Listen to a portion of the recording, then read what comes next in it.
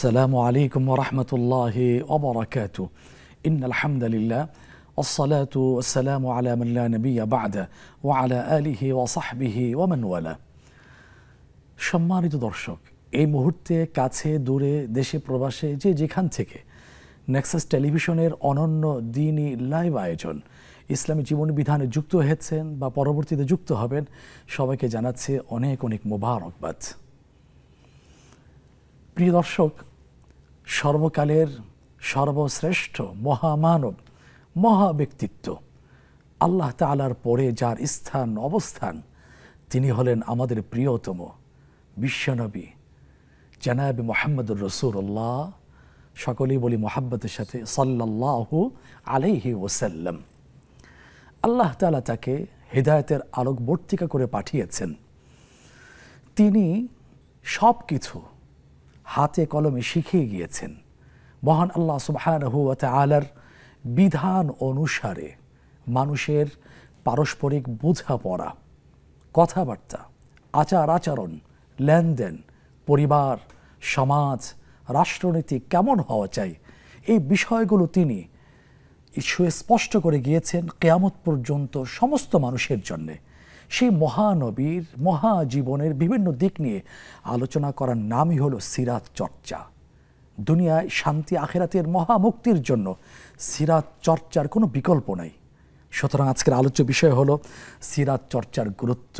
এই সম্পর্কে চমৎকার অসাধারণ আলোচনা উপস্থাপন করার জন্যে এবং আপনাদের জিজ্ঞাসিত প্রশ্নের দালিলিক জবাব দেওয়ার জন্য আমাদের মাঝে এসে আমন্ত্রিত উপস্থিত মেহমান হচ্ছেন আপনাদেরই প্রিয় ব্যক্তিত্ব, নন্দিত মিডিয়া ব্যক্তিত্ব, ইসলামী চিন্তাবিদ, গবেষক, লেখক, সাংবাদিক এবং টঙ্গী ঐতিহ্যবাহী আন-নূর জামি মসজিদের মোহতারাম খতিব মোহতারাম শেখ আলী হাসান তয়্যিব হাফিজাহুল্লাহ।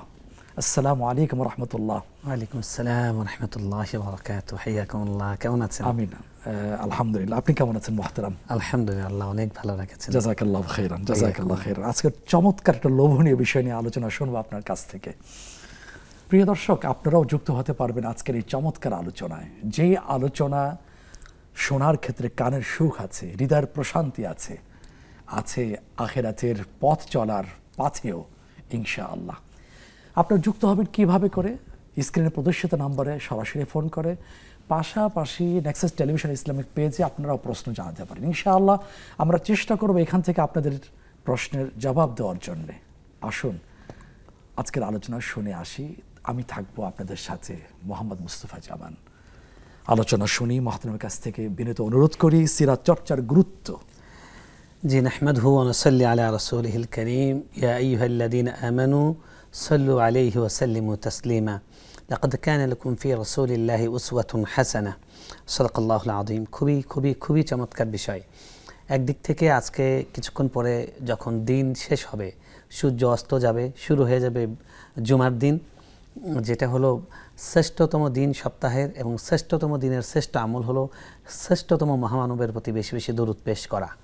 এবং একই সঙ্গে আজকের সূর্য অস্ত গেলেই শুরু হয়ে যাবে রবিউল আউয়াল, রাসূল সাল্লাল্লাহু আলাইহি সাল্লামের জন্মের মাস, যেই মাসে সাধারণত আমরা বেশি বেশি সিরাতের চর্চা করে থাকি, সিরাত আলোচনা করে থাকি।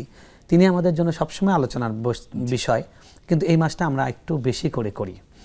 সত্যিকার অর্থে সিরাত চর্চা কেন দরকার, এটা আমাদের বোঝা দরকার। দেখুন, রাসূল সাল্লাল্লাহু আলাইহি ইসলাম, জনাবে রাসূল করিম সাল্লাল্লাহু আলাইহি ইসলাম, তিনি কে? তিনি হলেন এমন ব্যক্তি আল্লাহর সঙ্গে যার সব কিছু, আল্লাহর পরে পরেই যার নাম। আমরা আমাদের যেমন ইমানের দুটি অপরিহার্য অংশ আছে, যেটাকে শাহাদাতাইন বলা হয়। এক নম্বর হলো আল্লাহর একতা সাক্ষ্য দেওয়া, আল্লাহর একত্ববাদে সাক্ষ্য দেওয়া। আরেকটা হলো আমাদের নবী সাল্লাল্লাহু আলাইহি ওয়াসাল্লাম, তিনি যে শ্রেষ্ঠ নবী, তিনি যে সর্বশেষ নবী, তিনি আমার নবী, এই কথাটা সাক্ষ্য দেওয়া। এই শর্ত পূরণ করা ছাড়া কোনো মানুষ পৃথিবীর সব ভালো কাজ করলেও সে ইমানদার হতে পারবে না। এই যে মুহাম্মদ রাসূলুল্লাহ সাল্লাল্লাহু আলাইহি ওয়াসাল্লাম, এই ব্যক্তিকে শুধু বিশ্বাসে নয়, কর্মের আমাদের জীবনের প্রত্যেকটি অনুষঙ্গে অনুসরণ করা, এটা as a Muslim, as a উম্মতে মুহাম্মাদি সাল্লাল্লাহু আলাইহি ওয়াসাল্লাম আমাদের জন্য জরুরি। আল্লাহ রাব্বুল আলামিন বলছেন, লাকাদ কানা লাকুম ফি রাসূলিল্লাহি উসওয়াতুন হাসানাহ। তোমাদের জন্য আল্লাহ রাসূলের মধ্যে রয়েছে শ্রেষ্ঠতম, মহত্তম এবং উৎকৃষ্টতম আদর্শ। দেখুন পৃথিবীতে সবাই কিন্তু কাউকে না কাউকে ফলো করে। আপনি দেখবেন মানুষ আদর্শ মানে, কেউ কোনো খেলোয়াড়কে আদর্শ মানে, কেউ কোনো চিত্রনায়ক নায়িকাকে আদর্শ মানে, কেউ কোনো পলিটিক্যাল লিডারকে আদর্শ মানে। পৃথিবীর যত আদর্শ পুরুষ আছেন, যত মডেল আছেন, তাদের কেউ এমন নেই যার জীবনে সব কিছু অনুসরণীয়। কিন্তু পৃথিবীর একমাত্র ব্যক্তি, যেই ব্যক্তির জন্ম থেকে মৃত্যু পর্যন্ত সব কিছু অনুসরণ করার মতো, যেখান থেকে মানুষ অনুসরণ করবে উৎকৃষ্টতম উপমা তার জীবনে পাবে।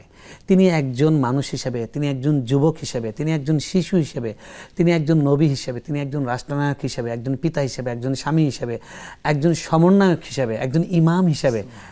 কোন দিক থেকে দেখবেন, যেদিক থেকে দেখবেন তার মতো কোনো উপমা আর খুঁজে পাবেন না। তার মতো সত্যি কেউ হতে পারে না। কবি হাসান বিন সাবিত, রাসূল সাল্লাল্লাহু আলাইহি ওয়াসাল্লামের সাহাবী বিখ্যাত, তিনি কি বলেছেন যে লাম তারা মিসলুকা আইনু কত্তু, আপনার মতো কোনো মানুষকে কেউ কখনো চোখ দিয়ে দেখেনি। আপনি খুলিকতা মুবাররাআন মিন কুল্লি আইবিন, সব দোষ থেকে আপনাকে আল্লাহ মুক্ত করে বানিয়েছেন এবং আপনাকে এত নিখুঁতভাবে এত সুন্দর করে আল্লাহ সৃষ্টি করেছেন, সেটা বাহ্যিক রূপ থেকে, সেটা চারিত্রিক দিক থেকে, সেটা মানুষ হিসেবে, সেটা একজন মানব কাফেলার সদস্য হিসেবে এবং মানুষের লিডার হিসেবে, একজন শিক্ষক হিসেবে। আল্লাহ রাসূল সাল্লাল্লাহু আলাইহি ওয়াসাল্লাম সম্পর্কে তিনি বলছেন কাআন্নাকা খুলিকতা কামা তাশাউ, আপনাকে যেন সৃষ্টি করা হয়েছে এমন করে যেমন আপনি চেয়েছিলেন তেমনই যেন আপনি। সুবহানাল্লাহ।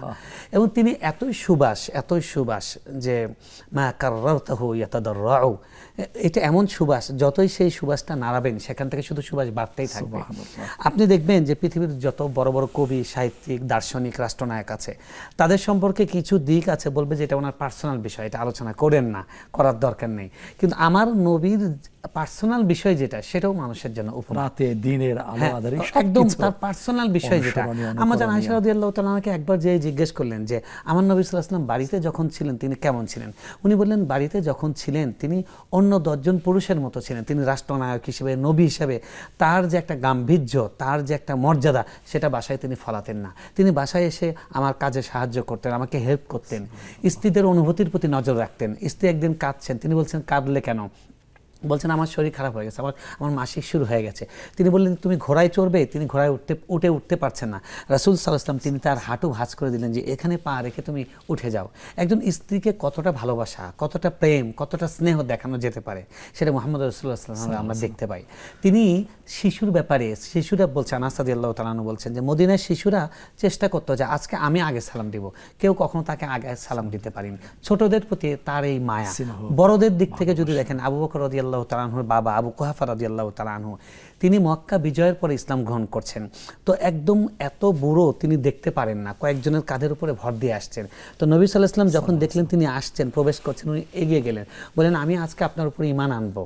সুবহানাল্লাহ। তো রাসূল সাল্লাল্লাহু আলাইহি ওয়াসাল্লাম বলছেন আপনি কেন আমার এখানে কষ্ট করে আসলেন? আপনি যদি আমাকে বলতেন আমি আপনার ঘরে যেতাম, আপনি আমার হাতে বয়াত করবেন। সুবহানাল্লাহ। মহতরম, খুব চমৎকার কথা, এরকম তন্ময় শুনছি। কেউ দেখাতে পারবে না। আসলে তার মতো আইডল তার কেউ নাই। আল্লাহু আকবার। কেন আমরা তাকে খুঁজি না, চর্চায় নিয়ে আসি না? মহতরম, একজন অপেক্ষা করছেন অনেকক্ষণ পর্যন্ত, আবার আলোচনায় ফিরে আসবো ইনশাআল্লাহ। আসসালামু আলাইকুম রাহমাতুল্লাহ। আসসালামু আলাইকুম, কে আছেন লাইনে? জি, আমি খুশিদা বেগম। জি, স্বাগতম বোন। আমার ভাইয়া 3টা প্রশ্ন আমি আমার বুঝাইয়ের আপনাকে বলার জন্য একটা কথা। আমার ভাইয়া অনেক সমস্যা, অসুস্থ। আমি বলে ফেলুন দ্রুত। জি, ওই যে মাজার হাড় ব্যথা হয়ে গেছে, আর আলুর জন্য ভাইয়া আমি ফুলোর বসে হাড়ের ব্যথার জন্য সহ্য দিতে পারি না। ওইটা একটা প্রশ্ন, আমারে বুঝাইয়ে বলবেন। আর একটা হচ্ছে যে ডেলি কি ইয়াসিন সূরা পড়বো না সূরা করবো? সরি, কি বলছেন সম্মানিতা বোন? দ্বিতীয় প্রশ্নটা কি বললেন? ডেলি কি ইয়াসিন সূরা পড়বো না অন্য সূরা মিলে করবো? কথাটা আমাদের সামনে স্পষ্ট না। ইয়াসিন সূরা ভাই। হ্যাঁ, জি জি, ইয়াসিন সূরা। ইয়াসিন সূরা করবো না অন্য সূরা মিলে করবো? কখন? ডেইলি সূরা ইয়াসিন পড়ার সাথে অন্য কোন সূরা মিলিয়ে পড়া হবে কিনা? জি জি জি। আচ্ছা, ঠিক আছে ঠিক আছে। একটা প্রশ্ন ভাই আমার। জি জি, বলুন। জি, তাহাজ্জুদ পড়তে গিয়ে যদি সকালের নামাজ পড়তে না পারি ভাইয়া, তাহলে আমার কি গুনাহ হবে না দুটোটা আমার বাদ দিতে হবে? আচ্ছা, ঠিক আছে। জি, আসসালামু আলাইকুম। ওয়ালাইকুম আসসালাম রাহমাতুল্লাহ। জি জি, মানে আরেকজন দর্শক প্রশ্নটা নিয়ে নিই। আসসালামু আলাইকুম রাহমাতুল্লাহ। জি, ওয়ালাইকুম আসসালাম। জি হুজুর, আমার দুইটা প্রশ্ন। জি বলুন। জি, আমার একটা প্রশ্ন হচ্ছে, আমার 5 মাসের একটা মেয়ে আছে।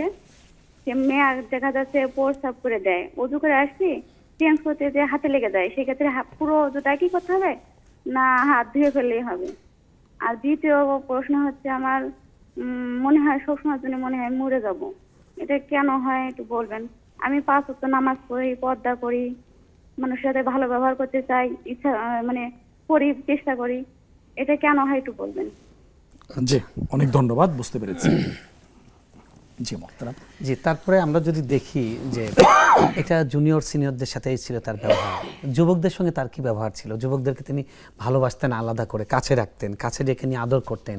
তিনি সাহাবীর হাত ধরছেন, মুআজ রাদিয়াল্লাহু তাআলা হাত ধরে বলছেন, হে যুবক, আমি তোমাকে আল্লাহর জন্য ভালোবাসি, দেখো তুমি কখনো নামাজের পরে এই দোয়াটা পড়তে ভুলবে না। তারপরে তিনি ভুল সংশোধন করে দিয়েছেন। একদিন দেখলেন যে এক সাহাবী আব্দুল্লাহ রাদিয়াল্লাহু তাআলা আনহু খাবার খাওয়ার সময় প্লেট থেকে এই দিক সেদিক থেকে নিচ্ছেন। তিনি তার হাতটা ধরলেন, হাতটা ধরে বললেন, দেখো ডান দিক থেকে খাও, বিসমিল্লাহ বলে খাও, তোমার সামনে যেটা আছে সেটা খাও। এভাবে তিনি বাচ্চাদেরকে শিখিয়েছেন। এবং তিনি দেখুন, যুদ্ধের ময়দানে যেখানে মানুষের সবচেয়ে নিষ্ঠুর রণমূর্তি দেখা যায়, এই জায়গাতেও তিনি রাহমাতুল লিল আলামিন, সারা পৃথিবীর জন্য রহমত। তিনি বলছেন সাহাবীকে, খবরদার, যুদ্ধের মাঠেও কখনো কোনো নারীকে আঘাত করবে না, কোনো শিশুকে হত্যা করবে না, এবং কোনো উপাসনালয়ে হামলা করবে না।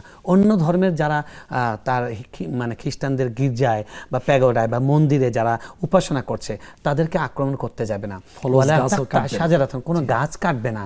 আপনি চিন্তা করুন, এখনকার যে মানবাধিকারের যে সর্বজনীন ঘোষণা, সেই ঘোষণাগুলোতে এখন বলা হচ্ছে, কিন্তু সেটা কিন্তু কেউ মানে না।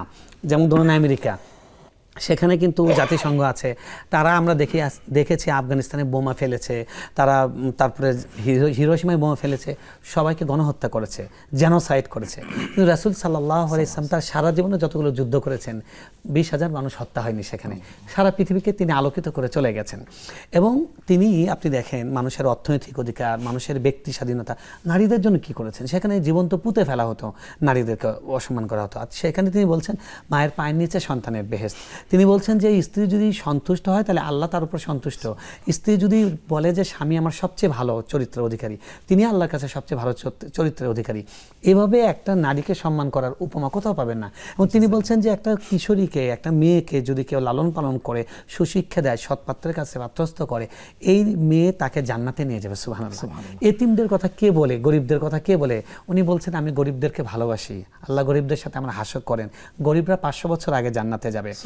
তিনি এতিমদের ব্যাপারে বলছেন, যারা এতিমকে ভালোবাসে এবং লালন পালন করে, তারা এবং আমি জান্নাতে এরকম পাশাপাশি থাকবো। সুবহানাল্লাহ। পশু পাখির কথা যদি আপনি বলেন, যে পশু পাখি একটা বাচ্চাকে ধরে এনেছে, রাসূল সাল্লাল্লাহু আলাইহি ওয়াসাল্লাম বলছেন, তুমি এই বাচ্চাটাকে ধরে এনেছো, তার ওই পাখির ছানাটাকে ধরে এনেছো, তার মা কষ্ট পাচ্ছে, যাও বাচ্চাটা ফেরত দিয়ে এসো। বিনা প্রয়োজনে একটা গাছ কাটতে নিষেধ করেছেন, বিনা প্রয়োজনে একটা প্রাণীকে হত্যা করতে নিষেধ করেছেন।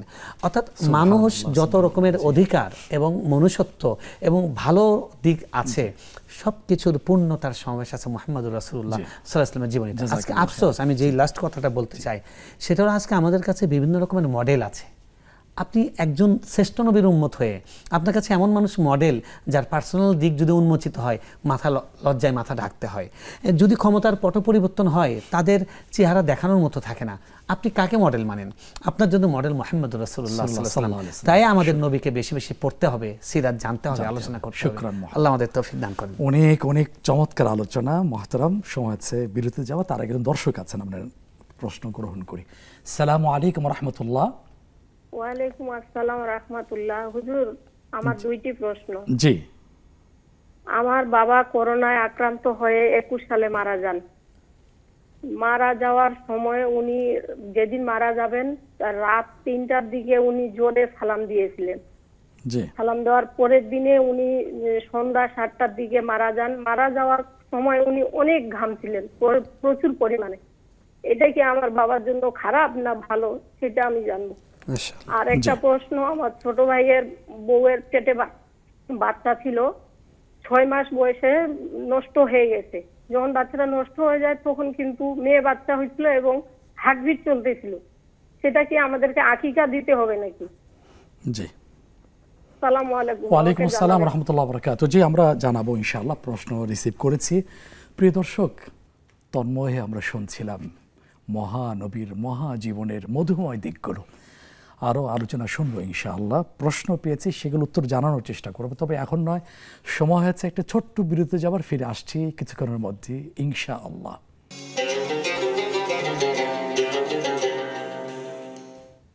প্রিয় দর্শক, বিরতির পরে আমন্ত্রণ জানাচ্ছি নেক্সাস টেলিভিশনের নিয়মিত সরাসরি লাইভ আয়োজন ইসলামী জীবন বিধান অনুষ্ঠানে। আপনাদের প্রশ্নের জবাব দিচ্ছেন মহতারাম শেখ আলী হাসান তৈয়ব হাফিজাহুল্লাহ। আমরা বিরতির আগে রাসূলুল্লাহ সাল্লাল্লাহু আলাইহি ওয়াসাল্লামের জীবন চরিত্রকে চমৎকার আলোচনা আমরা শুনছিলাম। এই আলোচনার চাহিদা, আবেদন কোনোদিন ফুরাবে না ইনশাআল্লাহ। আমরা এবার চলে যাচ্ছি প্রশ্ন পেয়েছি, সেই প্রশ্নের উত্তর জানার জন্য। মহতারাম, প্রথম প্রশ্ন আমরা পেয়েছি যে এখন কোমরে সমস্যা থাকার কারণে সিজদা দিতে পারেন না, বসে দেন, জি গুনাহ হচ্ছে কিনা? জি, চিটাগাংয়ের এই বোন জানতে চেয়েছেন যে তার এই বৈঠকের বিষয়ে বিস্তারিত জানতে। সম্ভবত তিনি আগেও প্রশ্ন করেছেন, তার মনের খুঁত বা মনের মধ্যে অস্বস্তি ভাব কাটছে না। দেখুন, পরিষ্কার বুঝে নিন, এক সাহাবী রাসূল সাল্লাল্লাহু আলাইহি ওয়াসাল্লামের কাছে গেলেন, তার পাইলসের সমস্যা ছিল। তিনি গিয়ে রাসূলুল্লাহ সাল্লাল্লাহু আলাইহি ওয়াসাল্লাম যে আমি তো দাঁড়াতে পারি না, আমি কিভাবে নামাজ পড়ব? রাসূল সাল্লাল্লাহু আলাইহি ওয়াসাল্লাম পরিষ্কার তাকে বলেন, সহিহ মুসলিমের হাদিস, যে সাল্লি কাঈমান, দাঁড়িয়ে নামাজ পড়ো, ফাইন লাম তাস্তাতি, যদি না পারো ফাকাঈদান, তাহলে বসে পড়ো, যদি না পারো তাহলে তুমি শুয়ে শুয়ে পড়ো। তার মানে বিষয়টা হলো, আল্লাহ রাব্বুল আলামিন আমাদের উপর নামাজ ফরজ করে দিয়েছেন, কোনো অবস্থায় নামাজ মাপ নেই, কিন্তু তিনি আমাদের সহজতা চান, কঠিন চান না। ইউরিদু বিকুমুল্লাহুল ইউসরা ওয়া লা ইউরিদু বিকুমুল উসরা, আল্লাহ সহজ করতে চান, কঠিন করতে চান না। তাই আপনার যেহেতু মেরুদণ্ডের সমস্যা, ব্যথা, আপনি যদি দাঁড়াতে না পারেন, তাহলে আপনার যেভাবে সুবিধা বসে পড়বেন। যদি কেউ এরকম হয় যে বসতেও পারেন না, তাহলে তিনি বালিশে হেলান দিয়ে বা কোনো কিছুর সঙ্গে হেলান দিয়ে কেবলা দিকে পা দিয়ে সেভাবে নামাজ পড়বেন। আপনার বিবরণ যেটা আমরা বুঝতে পারলাম যে আপনি দাঁড়াতে পারেন না, যদি এরকম হয় তাহলে বসে পড়বেন এবং কোনো রকমের এ ব্যাপারে অস্বস্তি রাখবেন না। মনে রাখবেন, এটা আল্লাহ ছাড় দিয়েছেন, যিনি দাঁড়িয়ে ফরজ করেছেন তিনি আপনাকে বসার অনুমতি দিয়েছেন, সুতরাং এখানে অস্বস্তির কিছু নেই। বাকি এই যে মনের মধ্যে আপনার অস্থিরতা কাজ করছে যে আল্লাহর সামনে আমি দাঁড়িয়ে যদি আরও তৃপ্তি পেতাম, এটা আল্লাহর জন্য আপনার ভালোবাসা, এটার জন্য এক্সট্রা সওয়াব পাবেন ইনশাআল্লাহ। কিন্তু এটা যেন শয়তান আপনার মনে ওয়াসওয়াসা দিতে না পারে যে না, তাহলে নামাজটা ঠিকমতো হচ্ছে না, এইটা যেন শয়তান সুযোগ না পায়। আলহামদুলিল্লাহ, নামাজ হচ্ছে এবং আল্লাহ এভাবে দোয়া কবুল করছেন, সেটা আত্মবিশ্বাসের সঙ্গে পড়বেন ইনশাআল্লাহ। এরপরে সম্মানিত বোনের দ্বিতীয় প্রশ্ন হচ্ছে, সূরা ইয়াসিন পড়ার সময় অন্য কোনো সূরা মিলানোর প্রয়োজন আছে কিনা? দেখুন, প্রশ্নটা মানে ঠিক ক্লিয়ার না। অনেকে বোধহয় চিন্তা করেন যে প্রতিদিন ইয়াসিন পড়তে হবে বা তাহাজ্জুদের নামাজ। ইয়াসিন সূরা আপনি যে কোনো সূরাই যে কোনো সময় পড়তে পারেন, যে কোনো সূরার সঙ্গে যে কোনো সূরা পড়তে পারেন। কোনো সূরার জন্য এমন নেই যে এখন এই সূরাটাই পড়তে হবে, অন্য সূরা পড়া যাবে না। ইয়াসিন সূরাও তাই। ইয়াসিন সূরার ব্যাপারে হ্যাঁ একটা হাদিস আছে, হাদিসটার সনদের দিক থেকে একটু ত্রুটিপূর্ণ। হাদিসটি হলো যে ব্যক্তি সকালবেলা সূরা ইয়াসিন পড়বে, মান কারা সূরাত ইয়াসিন ফি সাদরিন নাহার কুদিয়াত হাওয়াইজু, দিনের শুরুতে ভাগে যে ব্যক্তি সূরা ইয়াসিন পড়বে আল্লাহ সারাদিন তার প্রয়োজন পূরণ করে দিবেন। সেজন্য আপনি পড়তে পারেন, কিন্তু আমরা বলবো যে আপনার রেগুলার যেন একটা তেলাওয়াত থাকে, কোরআনের শুরু থেকে শেষ পর্যন্ত খতম হবে, এটা অব্যাহত রেখে এটার জন্য একটা টাইম ফিক্সড করে আপনি ইয়াসিনটা আপনার সুযোগ পেলে পড়েন, আলহামদুলিল্লাহ, না পেলে না পড়েন। কিন্তু ইয়াসিন সূরা অনেক দামি একটি সূরা, এটা যদি পড়তে পারেন অনেক সওয়াব, কোরআনের রূহ, হৃৎপিণ্ড। কোরআনের হৃৎপিণ্ড। জাযাকাল্লাহু খাইরান। এরপরে বোনের তৃতীয় সর্বশেষ প্রশ্ন হচ্ছে, তাহাজ্জুদ পড়তে গিয়ে যদি সকলের নামাজ মিস হয়ে যায়, এতে সমস্যা হবে কিনা?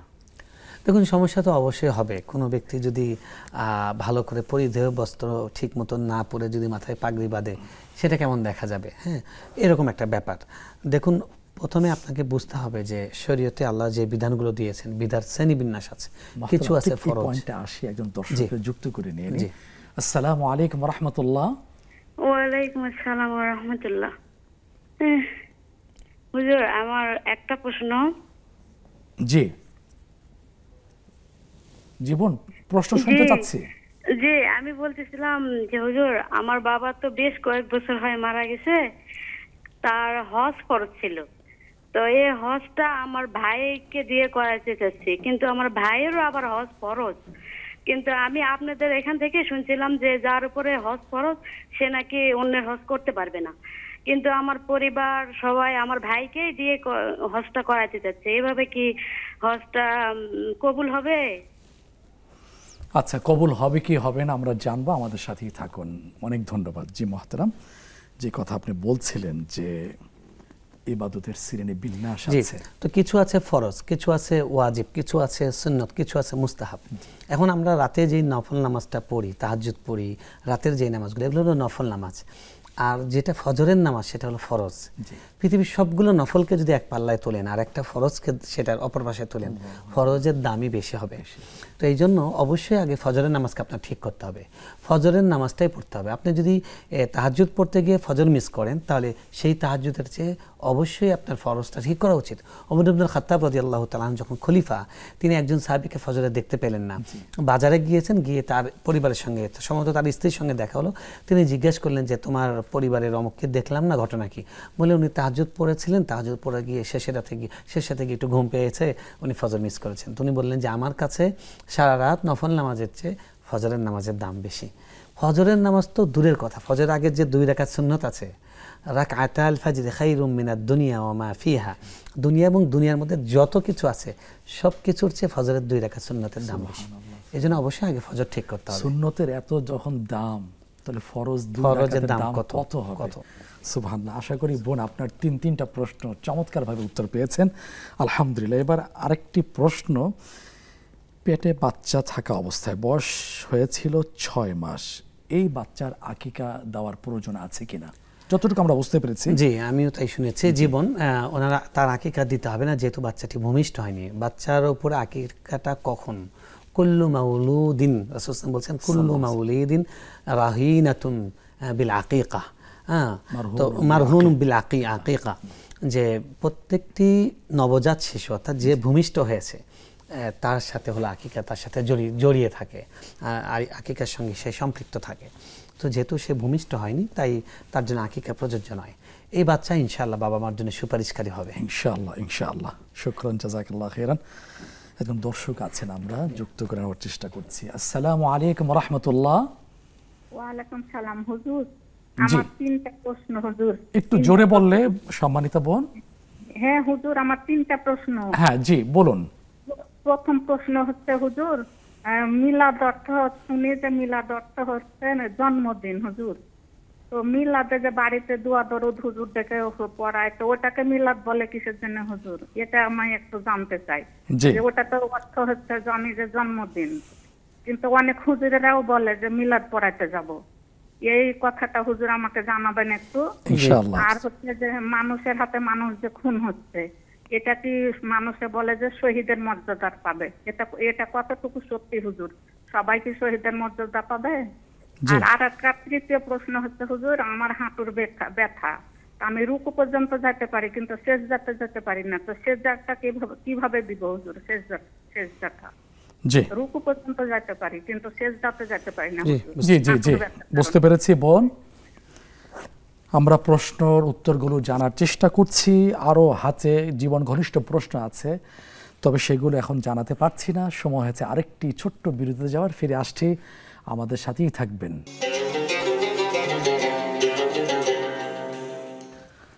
প্রিয় দর্শক, বিরতির পরে আমন্ত্রণ জানাচ্ছি নেক্সাস টেলিভিশনের দ্বীনি লাইভ আয়োজন ইসলামী জীবন বিধান অনুষ্ঠানে।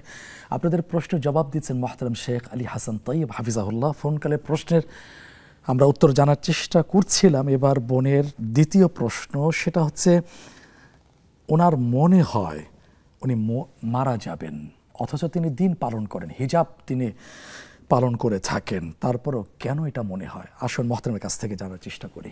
তখন এটা মনে হয় কারণ আমাদের অজ্ঞতার কারণে।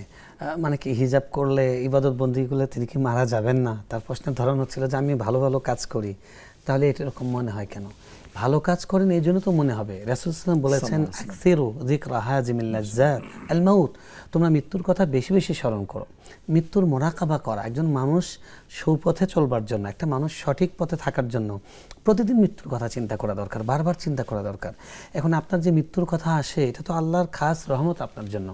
এরপরে মৃত্যুকে আমরা কি ভয় করি? মৃত্যুকে স্বাদ নিতেই হবে। কুল্লু নাফসিন যায়কাতুল মাউত।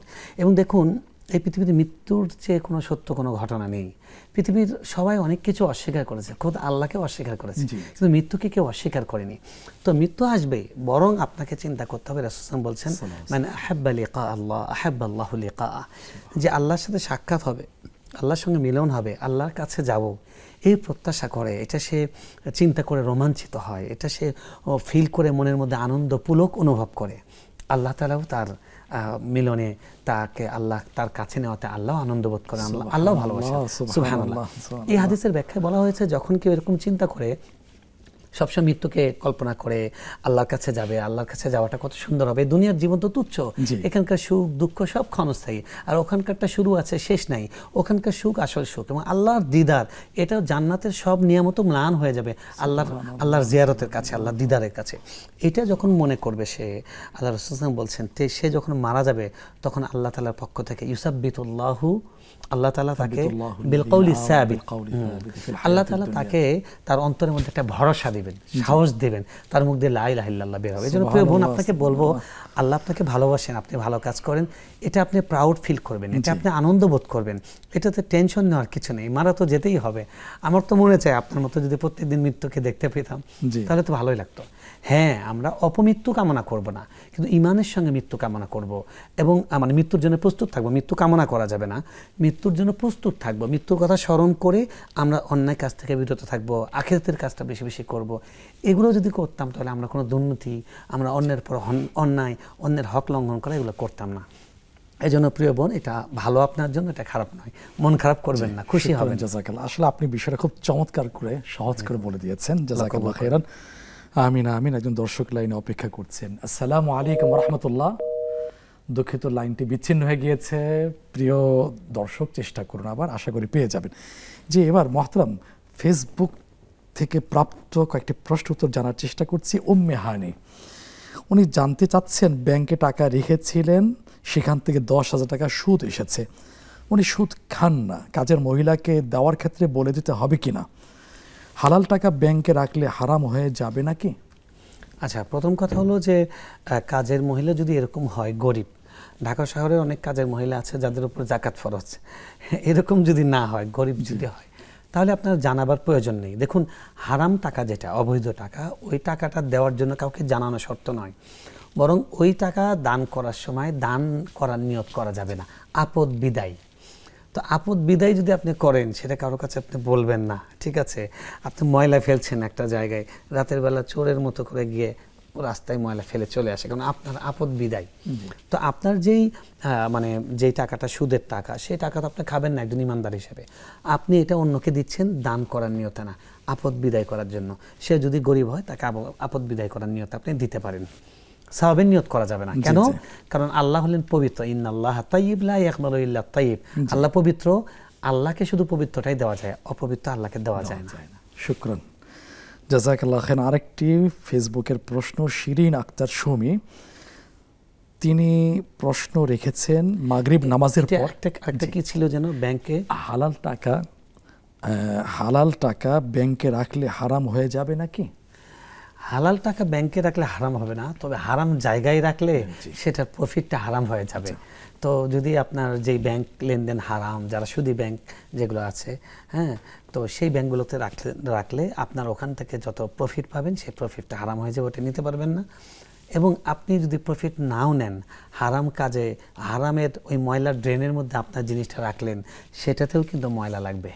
যদিও আপনার জিনিসটা বৈধ, কিন্তু ওটাতেও ময়লা লাগবে। যখন আপনি কাপড়ে পকেটে ঢুকাবেন, পেটে ঢুকাবেন, আপনারা এটাও কিন্তু ময়লা হবে, এটা মনে রাখতে হবে। সুন্দর, জাযাকাল্লাহ খাইরান। আরেকজন দর্শক অপেক্ষা করছেন। আসসালামু আলাইকুম রাহমাতুল্লাহ। ওয়ালাইকুম আসসালাম। হুজুর, আপনাদের কাছে দোয়া চাচ্ছি। জি, আল্লাহ কল্যাণ করুক, আমাদেরও দোয়ার আবেদন। জি, কি জানতে চাচ্ছি বোন? হুজুর, আমার 1 নম্বর প্রশ্ন হচ্ছে, আমি অসুস্থ, আমার ব্রেনের একটু সমস্যা হয়েছে, এখানে সার্জারি হতে পারে, এজন্য আপনারা দোয়া করবেন ইনশাআল্লাহ। কি আমল করলে আমি এখান থেকে মুক্তি পেতে পারি? জি। আর দ্বিতীয় প্রশ্ন হচ্ছে, আমরা যে ঘরে থাকি, বসবাস করি, আমাদের নিজের বাড়ি, কিন্তু এখানে আমরা প্রত্যেক বছর কেউ না কেউ, মানে সেপ্টেম্বর থেকে জুন জুলাই থেকে সেপ্টেম্বর অক্টোবরের মধ্যে কেউ না কেউ অসুস্থ হয়ে পড়ি, গুরুতর অসুস্থ। এখানে আমাদের ঘরের কি কোনো সমস্যা আছে? জি সেটা আপনার কাছে জানতে চাচ্ছিলাম, কিভাবে আমরা মুক্তি পেতে পারি। জি, কিভাবে মুক্তি পাওয়া যায়, কেনই বা অসুস্থ হতে হয় আমরা জানবো ইনশাআল্লাহ। আমাদের সাথেই থাকুন। আরেকজন দর্শক আছেন। আসসালামু আলাইকুম রাহমাতুল্লাহ। আসসালামু আলাইকুম। দুঃখিত, এবারও লাইনটি কেটে গিয়েছে। প্রিয় দর্শক, আবার চেষ্টা করুন, আশা করি আমাদের সাথে আবার যোগাযোগ করতে পারবেন। যে প্রিয় দর্শক, আমরা আবার ফেসবুকের প্রশ্নে চলে যাচ্ছি। সেটা হলো শিরিন আক্তার সুমি বোন জানতে চেয়েছেন, মাগরিব নামাজের পড়ার পরে 7টা হামিম পরে আবার সূরা হাশরের শেষ 3 আয়াত পড়াটা কতটুকু সহি?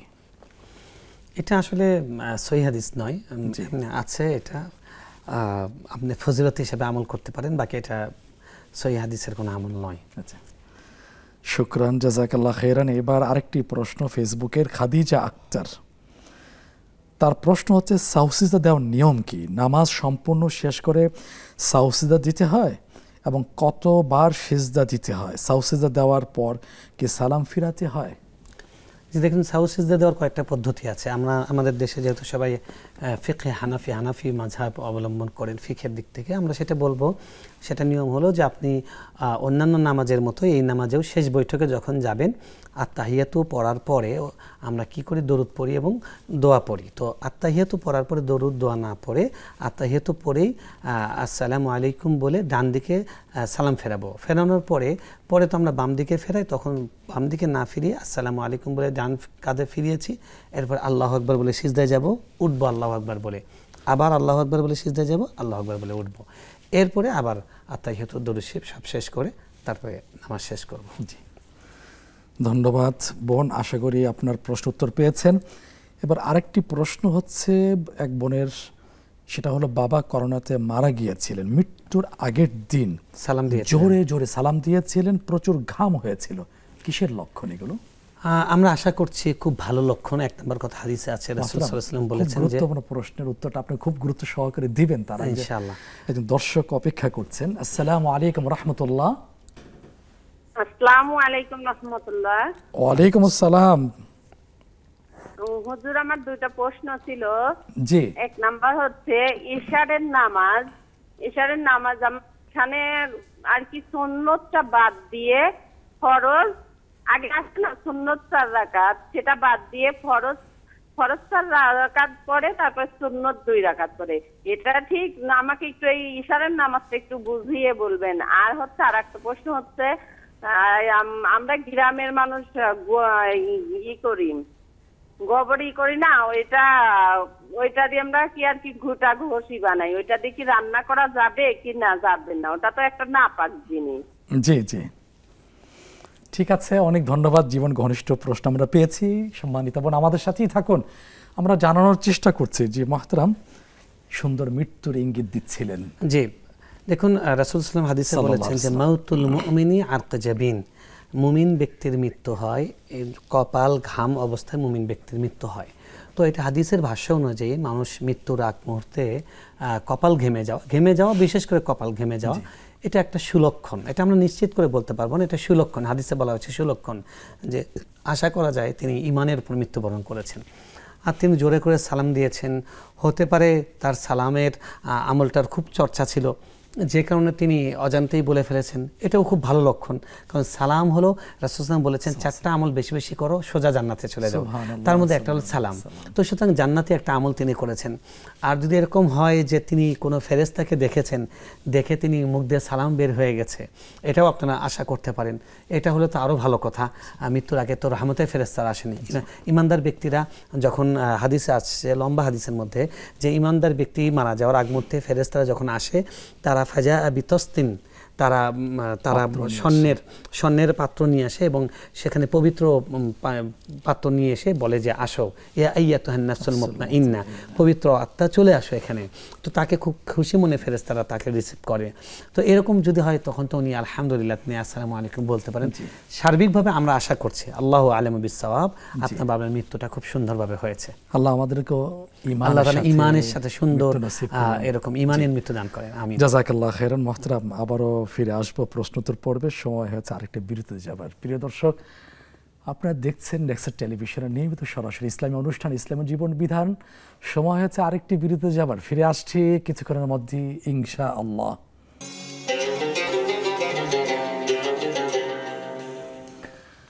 প্রিয় দর্শক, বিরতির পরে আবারও সাদর আমন্ত্রণ জানাচ্ছি ইসলামী জীবন বিধান অনুষ্ঠানে। আমাদের প্রশ্নের জবাব দিচ্ছেন মোহতারাম শেখ আলী হাসান তৈয়ব হাফিজাহুল্লাহ। আজকের আমাদের টপিক ছিল সিরাত চর্চার গুরুত্ব। অনেক গুরুত্বপূর্ণ বিষয় আমরা শুরুতে আলোচনা শুনেছিলাম, শেষে যদি সময় পেয়ে থাকি তাহলে আলোচনা শোনার চেষ্টা করব। এবার ফোন কলে প্রশ্ন চলে যাচ্ছি।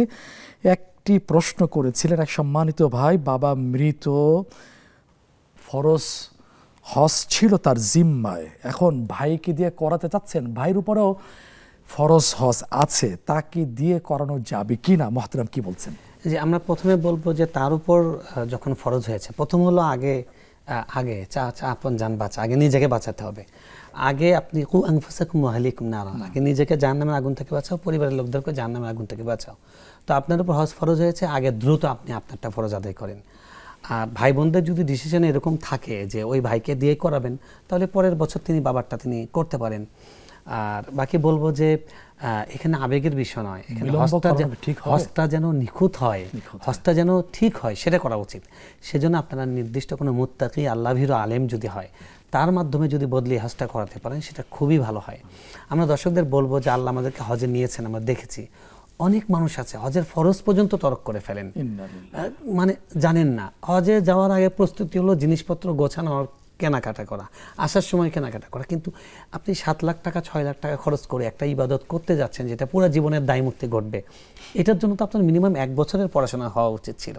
আফসোস আমরা পড়াশোনা করতে চাই না। এই জন্য আমরা বলবো যোগ্য কোনো মুত্তাকি আল্লাহভীরু কোনো আলেমকে পাঠান, সেটা সবচেয়ে ভালো হবে। আর আপনার ভাইকে বলুন আপনার ভাইয়ের হজ ফরজ, তাতে তিনি যেন আপনার ভাইয়েরটা করে। এমন তো হতে পারে একসাথে দুইজন, আপনার ভাই নিজেরটা করলো আর এই বছর কোনো আলেমকে দিয়ে, আপনাদের আত্মীয়দের মধ্যে যদি কেউ এরকম থাকেন যিনি আগে হজ করেছেন, তাকে দিয়ে করেন, তাহলে এক্সপার্ট লোক করলে নিখুঁতভাবে তিনি করতে পারবেন ইনশাআল্লাহ। সুন্দর পরামর্শ, নসিহা। মোহতারাম, আমাদের হাতে সময় কম, কিন্তু প্রশ্ন আছে বেশি, অনুরোধ সংক্ষেপে উত্তর দেবার জন্য। এবার প্রশ্ন হচ্ছে মিলাদ। বলেছে মিলাদ অর্থ জন্মদিন, কিন্তু বাড়িতে মিলাদ পড়ানো হয় কেন? হুজুর কেউ কেউ বলেও থাকেন মিলাদ পড়াতে যাচ্ছি। দেখুন, মিলাদ মানে হলো জন্মদিন বা জন্মের স্থান। মাউলিদ আসল শব্দ, এটা হলো ইসমে জরফ সিগা। তো মিলাদ মানে ধরেন এটা জন্মের ঘটনা, জন্ম আলোচনা, জন্মের দিন, সবকিছুকেই মিলাদ শব্দ, জন্ম অনুষ্ঠান, সবকিছুকেই এই শব্দটা কাভার করে। সেই হিসেবে যেখানে রাসূল সাল্লাল্লাহু আলাইহি ওয়াসাল্লামের জীবনী আলোচনা হয়, ওনাকে নিয়ে একটু আলোচনা করা হয়, দরুদ পড়া হয়, সেটাকে মিলাদ বলা হয়। তাতে শাব্দিক দিক থেকে কোনো সমস্যা নেই, আবিধানিক দিক থেকে কোনো সমস্যা নেই। তবে ইসলামের যে সুন্নত বিদআতের সংজ্ঞা, সেদিক থেকে সমস্যাটা হলো যে আল্লাহ রাসূল সাল্লাল্লাহু আলাইহি ওয়াসাল্লামকে দরুদ পাঠ করা এটা অনেক বড় একটা শ্রেষ্ঠ আমল। তবে এটার জন্য আলাদা নির্দিষ্ট কোনো আনুষ্ঠানিকতা রাসূল সাল্লাল্লাহু আমাদেরকে শেখাননি। সবসময় সর্বাবস্থায় দরুদ বেশি বেশি পড়ার চেষ্টা করা। শুকরান। মানুষের হাতে মানুষের খুন, এতে করে মানে নিহত ব্যক্তিকে শহীদি মর্যাদা পাবে কি? তিনি যে ইঙ্গিতটা করেছেন বর্তমান সময়কে কেন্দ্র করে, দেখুন রাসূল সাল্লাল্লাহু আলাইহি ওয়াসাল্লাম বলেছেন মান কুতিলা দুনা মালিহি ফাহুয়া শাহীদ, যে ব্যক্তি তার সম্পদ বাঁচানোর জন্য জীবন দেবে, বাঁচাতে গিয়ে সেও শহীদ। এবং যে ব্যক্তি তার জীবন বাঁচানোর জন্য তো অন্যের জীবন বাঁচানোর জন্য যদি সে জীবন দেয়, তাহলে সেটা শহীদ। তবে শহীদের মর্যাদা, এটা শহীদ নয়, শহীদের মর্যাদা সমমান, শহীদের সমমান আমরা বলতে পারি। তবে এই ক্ষেত্রে মনে রাখতে হবে তাকে বিশ্বাস থাকতে হবে, মানে ঈমান আছে এবং এটা আল্লাহকে খুশি করার জন্য করছে, এটা নিয়ত থাকতে হবে। জুলুমের শিকার হলে তো সে জুলুমের শিকার হলে পাবেন। তো আমরা আশা করতে পারি, কিন্তু আসলে শহীদ কিনা সেটার ফয়সালা তো আল্লাহ তাআলার কাছে। শুকরান, জাযাকাল্লাহ খাইরান। এরপরে বোনের প্রশ্ন ছিল হাঁটুতে ব্যথা, সিজদা তাহলে কিভাবে দিবেন? দেখুন, আপনি যেভাবে আপনার সুবিধা হয়, আপনি যদি চেয়ারে বসে বাকিটা এরকম করলেন, চেয়ারে নামাজ পড়লেন, দাঁড়িয়ে পড়লেন, রুকুটাও দাঁড়িয়ে দিলেন, তারপরে সিজদার অংশটা আপনি বসে তারপরে আস্তে আস্তে করলেন, সেরকম যদি করতে পারেন খুবই ভালো হয়ে যায়। তাহলে আপনি যতটুকু দাঁড়াতে পারছেন ততটুকু দাঁড়ালেন। ইত্তাকুল্লাহ মাস্তাতা'তু, যতটুকু পারো ততটুকু আল্লাহর হক আদায় করো। তো এইটুকু করে এরকম করে করতে পারেন। আর যদি এমন হয় যে আপনি বসে নামাজ পড়তে পারেন, তাহলে বসেও পড়তে পারেন। শুকরান। বোনের প্রশ্ন হচ্ছে তিনি অসুস্থ, ব্রেনে সার্জারি হবে, কি আমল করলে এই অসুস্থতা থেকে মুক্তি পাওয়া যাবে? দেখুন প্রিয় বোন, যে কোনো বিপদের সময় আল্লাহ রাব্বুল আলামিন উদ্ধার করেন, লা ইলাহা ইল্লা আনতা সুবহানাক ইন্নী কুনতু মিনাজ জালিমিন, যেটাকে আমরা কি বলি, দোয়া ইউনুস বলি নাকি?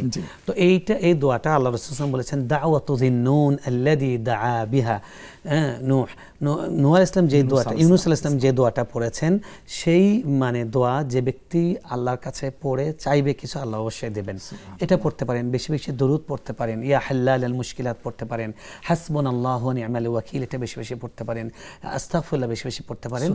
সাথে একটা বলবো, আল্লাহ রাসূল সাল্লাল্লাহু আলাইহি ওয়াসাল্লাম বলেছেন যে তোমরা সাদাকা দিয়ে শেফা তালাশ করো, সাদাকা করেন এবং টেনশন করেন না। আল্লাহ যতদিন হাত রেখেছেন, আপনার 40টা অপারেশন করা লাগবে, বেঁচে যাবেন। হায়াত যদি না থাকে অপারেশন ছাড়াই মরে যাবেন, ভয় পাবার কিছু নেই। আল্লাহর প্রতি আস্থা সৃষ্টিকারী কথা বলেছেন, আল্লাহ আপনাকে সুস্থ করে দিন, আমরা সেটা দোয়া করি, আল্লাহ আপনাকে শেফায়ে কামিলা আজিলা দান করেন। আরেকটি গুরুত্বপূর্ণ প্রশ্ন, সেটা হচ্ছে বসবাসের জায়গায় কেউ না কেউ অসুস্থ হচ্ছেন, দেখা যাচ্ছে জুন টু অক্টোবর এর মধ্য থেকে আপনাদের একটা, আমরা বলবো যে এটা একটা সন্দেহই বলতে পারি। উনি বলেছেন যে এক্ষেত্রে বাড়ির কোনো দোষ আছে কিনা, আমি বলবো যে বাড়ির দোষ নেই, বাড়িতে যারা বাস করে তাদের দোষ আছে।